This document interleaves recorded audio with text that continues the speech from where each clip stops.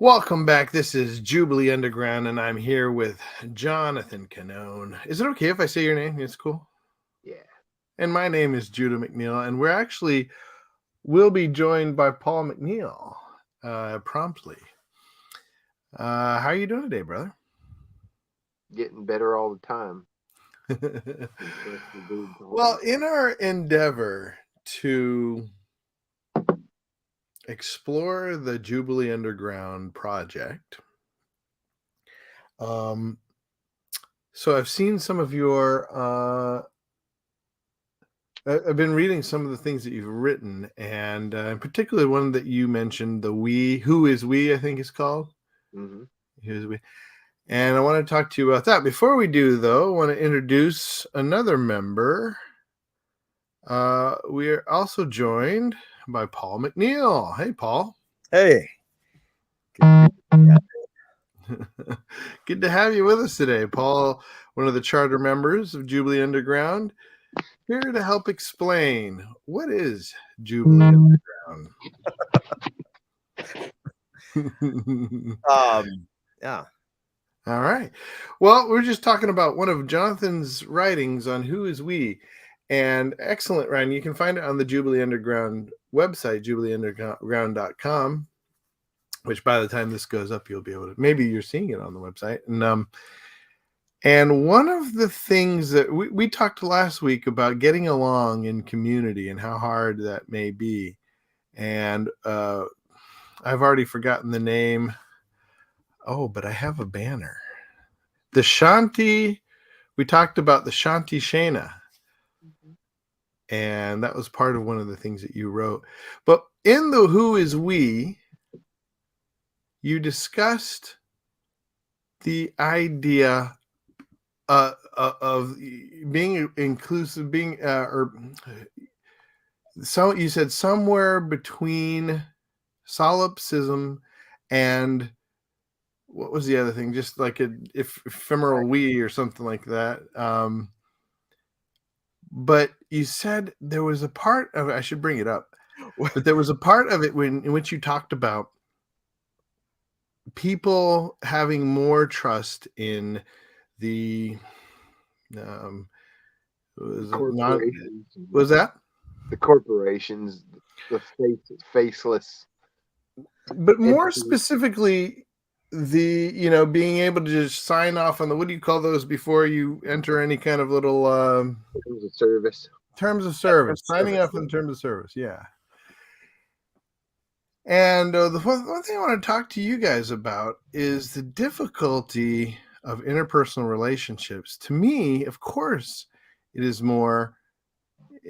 easier to sign off on a non-disclosure, on a terms of service and what have you, because it's a faceless robot.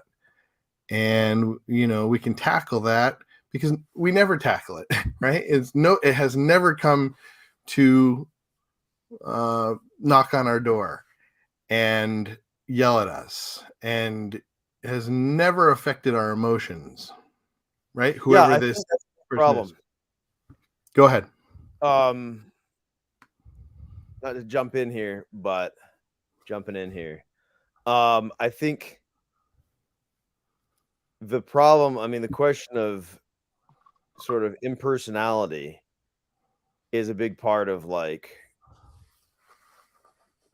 problem. That is to say, people, like you said, people feel threatened by something that's personal, and things that are sort of quietly working against them in the background, they don't feel threatened by, because it's quiet and impersonal. Is that what you're thinking? Is that what you're getting at? Yeah. What do you think about that, Jonathan? Is that like a dynamic that sort of you were getting at in that essay? I personally take, robotic shenanigans very personally, but I guess everybody was pretty mad when they figured out that all of our data was being used, by third-party corporations that we'd never heard of, and maybe our faces now have biometric all their biometrics are entered in somewhere so that, Facebook's like, hey, is this you in this picture? It's like, well, that is not something that I remember signing up for, but you did probably. You probably did click on something that said, like, I agree to give this company rights to the biometrics of my face, and you were like, yeah, get on with it. Are people really mad about that though? I am, but I mean, at large, like I don't know that people really are. I don't think people, there's some. I'm not mad at it, outrage, and but I think in general, if people were more mad at it, there would be. I mean, when people are upset by something by the actions they take. Nobody's taken any action. I mean, those that have taken action, like you, Jonathan, have already taken, already have qualms with this sort of thing and are more pro getting to the basics, getting outside and getting to and simplifying your life. People like me who press that button a million times, a year. When I hear that using my face, okay, I don't care. I actually just got paid $30 from Facebook for using my biometrics, some kind of class action lawsuit. I don't care. Did you have a point about that, Paul? Well, I think as far as the impersonality, I think that's the bigger point on whether or not people care about themselves. I mean, I guess, yeah, it all ties in together. That is being slowly absorbed into a large machine might be kind of comforting. Right. It's not comforting is like talking to your neighbor. Or what if my neighbor had a collection of pictures he'd taken of me and my wife and my children while we were playing in the yard from a drone or something, I'd be like, that's what creepy. the machine is doing. Yeah. Your neighbor might be Bill, 48 years old, twice divorced, whatever, like a concrete human being. Whereas the machine is just, I think what Judah's getting at is like the machine is so large and impersonal, and it didn't take just pictures of you. It's comforting in that it took pictures of everybody's wife and kids. Right. And so that makes it safer and less threatening. Yeah. So I guess the question for me is when you guys are inviting people into your vision here of the Jubilee Underground, what do you do with people like me that are addicted to the comfort of the machine? We kick them out immediately. Not welcome. Seriously? We're all addicted. I'm not sure I'm not being serious. I mean, I think to a certain extent, huh? So we're all addicted to the machine. We're just bitching about it. Yeah, I guess if you're not uncomfortable being sucked into the Borg, then I'm not sure how much useful, I'm not sure how much useful interaction we can have in this respect. Like, we can do a lot of things together, but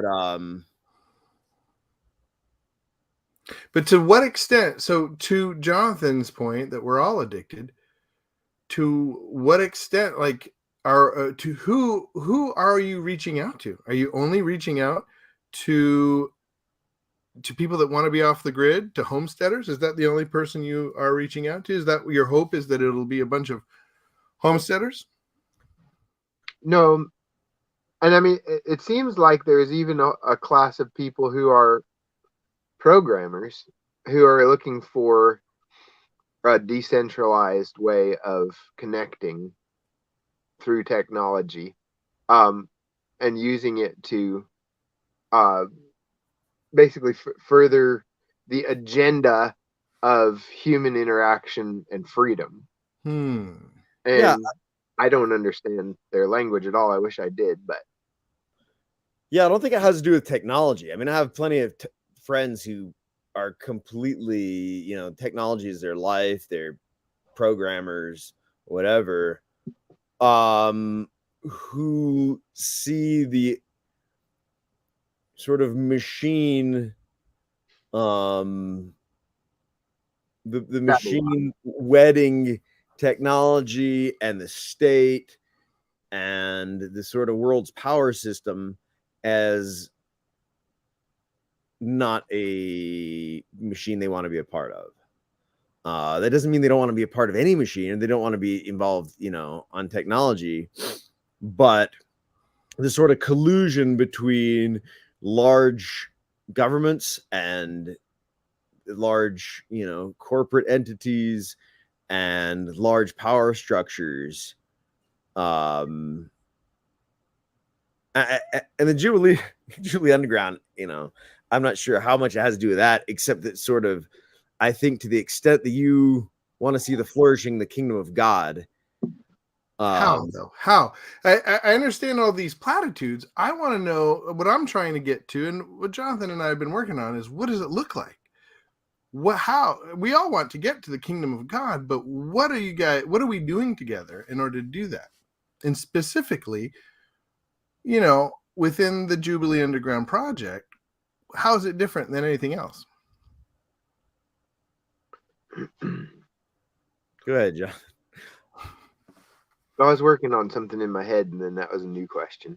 Well, so, so far what I see is, and correct me where I'm wrong, that the Jubilee Underground has a lot to do with unifying people of the same mentality that want to get out of being part of the big Borg corporatism and want to cooperate on some level. I think the Borg is tangential. The Borg is not essential. Yeah.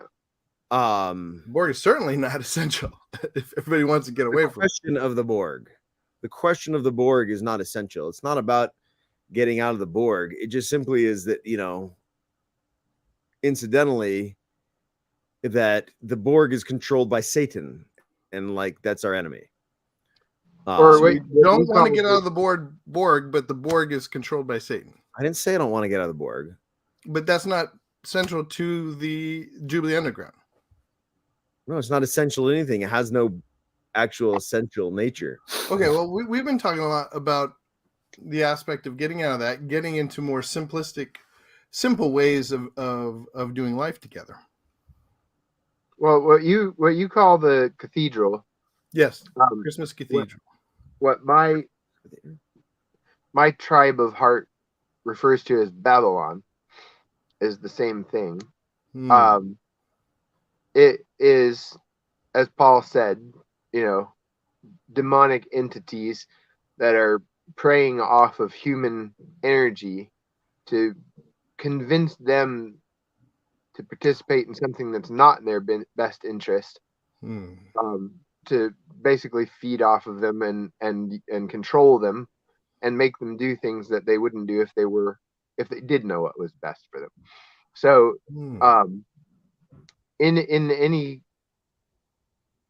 whatever sense people are not free, and are not aware of how free they could be, I would make an appeal to them to snap out of it and join the real world. But I'm sure there's people who who have a lot of freedom and a lot of they know what's right, they know what's good for them, and don't want to be controlled or enslaved in any way.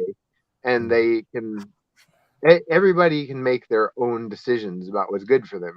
Some people cannot handle certain substances because it enslaves them. Other people can imbibe a bit and then duck back out, and it's obvious that it's not ruining their life. But to whatever sense that people are not free, that concerns me. Right. I think that gets right at the heart of it. Jubilee is what? It's the setting free of captives. Right. So, unplugging from the Borg is just one way of setting captives free.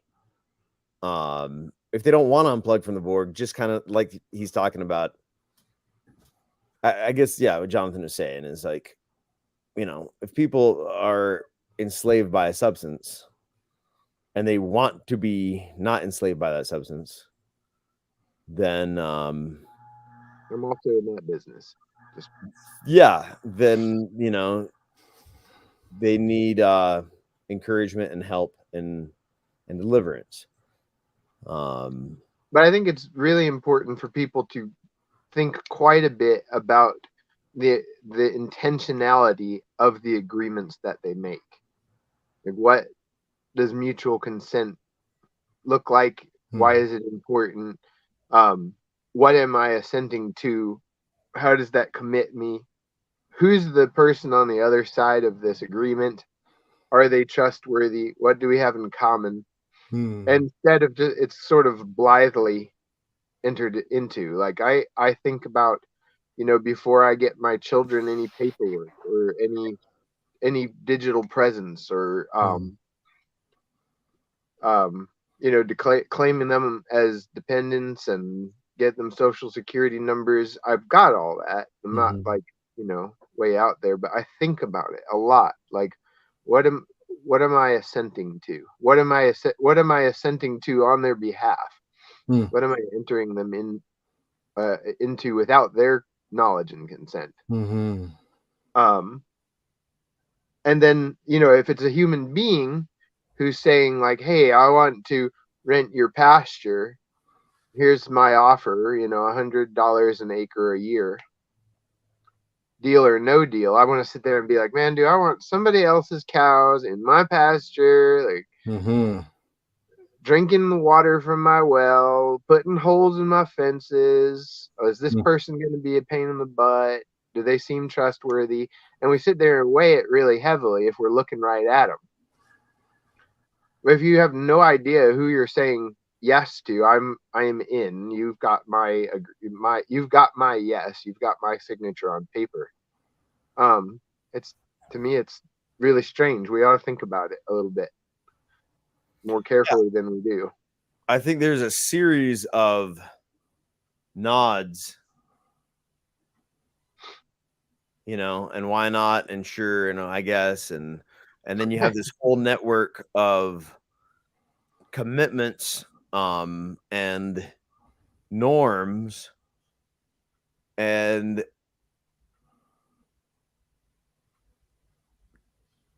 questioning them suddenly becomes really weird. But the question is this giant sort of network of norms carrying people to or away from the kingdom of heaven? So would you say that that the Jubilee Underground project is it a community? Is it something where you have to there is a terms of agreement that people sign off on at the beginning of it or when they enter it? Not at this time. No, I mean,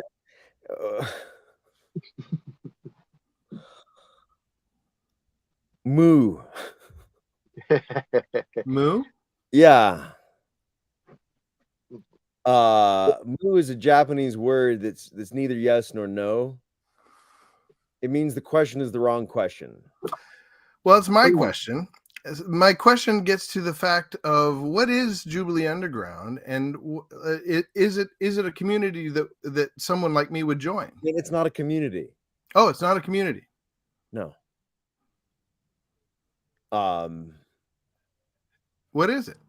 I think it's an alliance. And it's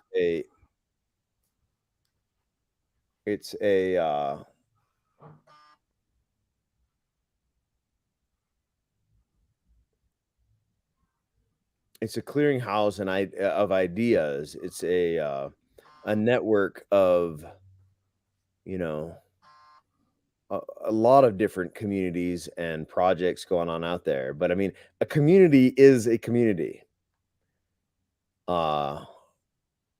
It has, you know, There's 3 guys talking right now. That's not a community. Now, whether or not a community builds out of, what we're doing Right.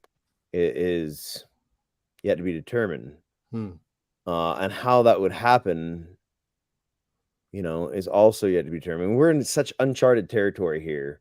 Well, What I then think let me in terms of service would be, let me back up then and ask you, Paul, what is your, so if you could boil it down to one, like an original, at least one of the hopes that you had for the Jubilee Underground project, something that you envisioned, what was it?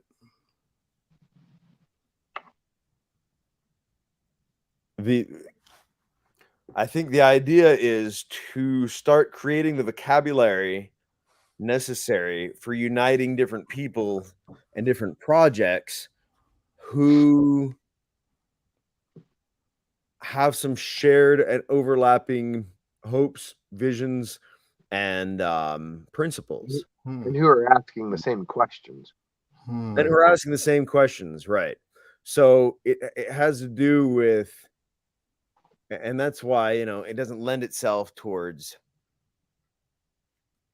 are you, aren't you this or that or the other thing? Because what we're trying to do is explore these areas of overlap where there's a lot of different terms that are being used in different ways and where there's a missing vocabulary for alliance.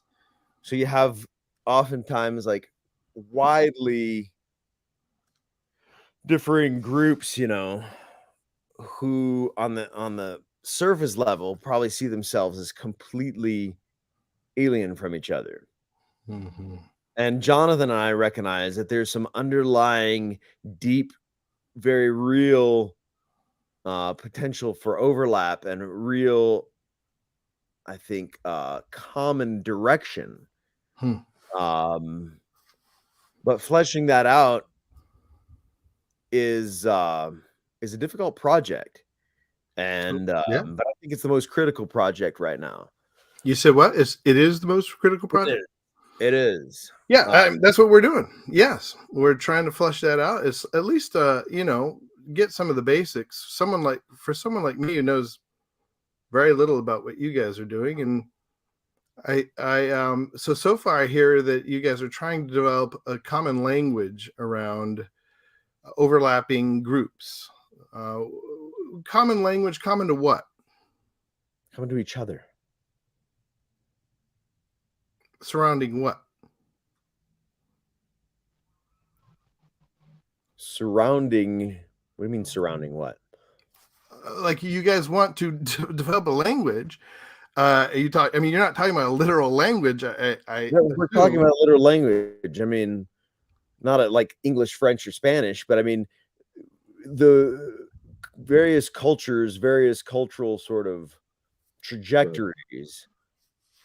Language is signposts, right?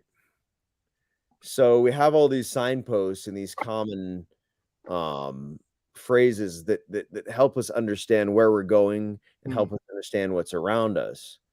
And if you go to a foreign country and you get on their highway, it's very scary driving. Even though you might know where you're trying to get to, you don't know what all these signposts necessarily mean. And even if you know what they mean, if they're unfamiliar to you, then it's strange driving. And so everybody wants to stay in their own highways. But their own highway is going to keep bringing them back to the same places that they've always been. So for people that are happy with where the highways are bringing them around them, the language, the linguistic highways around them are bringing them, then that's fine, But I think what we're talking about is lots of different groups are unhappy with where the highways that are around them, the linguistic highways around them, are bringing them. So they want to forge new paths. They want to create new linguistic paths. Okay, can you give me an example?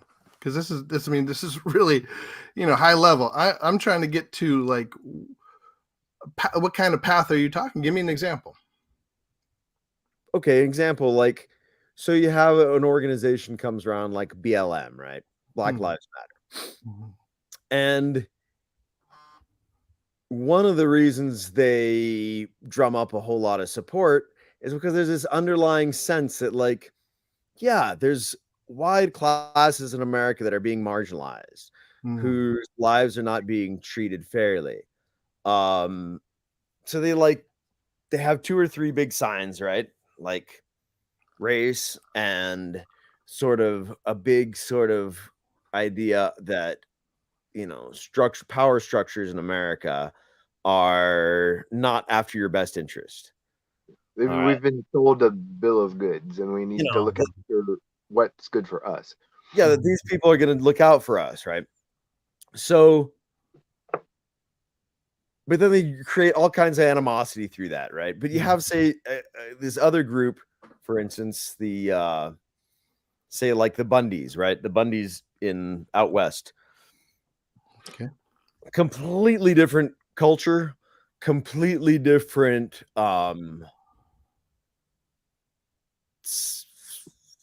set of presuppositions in many ways, but they also are like, yeah, maybe these power structures, these policing power structures aren't working in our best interests. And so these guys have some very overlapping critiques. Yeah.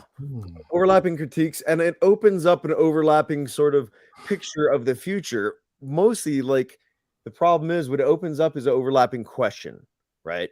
Which is, how do we keep law and order differently than the system that's existing, right? So the system existing is not working, and there are aspects of it that make it irreconcilable. Like, the problems run to the root. So we're not going to fix policing by like hoping that they come up with committees that police themselves and that change internally, and they're going to run some internal investigations and, you know, come up with some new policies. That's not going to work. Okay. And where does Jubilee Underground come into that? Right. So the Jubilee Underground says, all right, why is the policing not working? It goes to, is it like, hush, listen, hold on. I got to be able to think and talk here. I'm thinking on my feet, talking on my feet, so I can't be interrupted. So these two groups, why is it not working for them? Because it's rooted in a system that is coercive. And a system that is coercive is always going to be essentially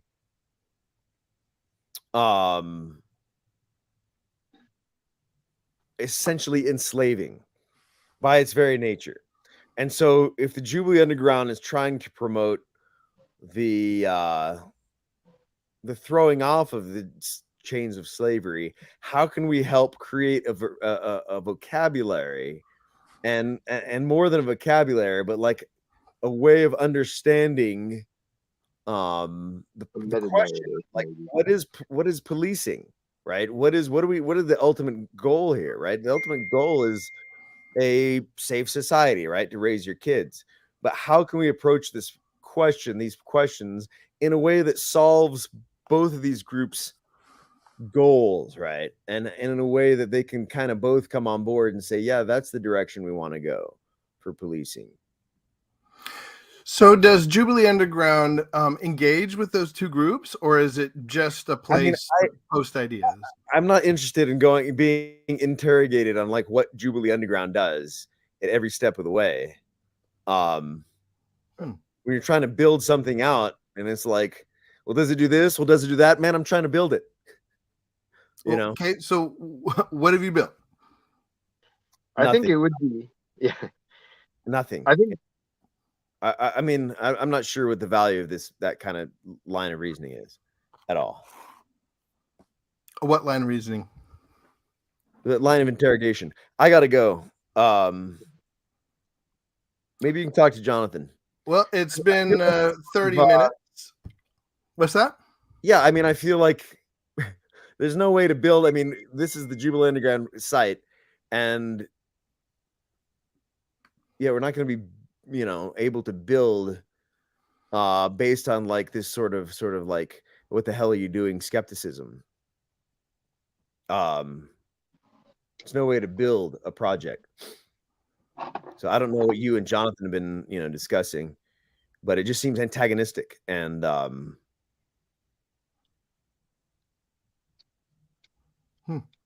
yeah, so I think we got to start over with a whole different sort of approach to building the idea. And I think it definitely, like, it's fair to have somebody from the outside saying, okay, explain it to me so that other people can understand it. But I don't think it's useful to have somebody from the outside saying, what does that mean? What are you doing? What do you got? What do you be, like interrogating it? I don't feel like I was interrogating at all. Okay. John, did you feel like I was interrogating? Y'all have a familiar dynamic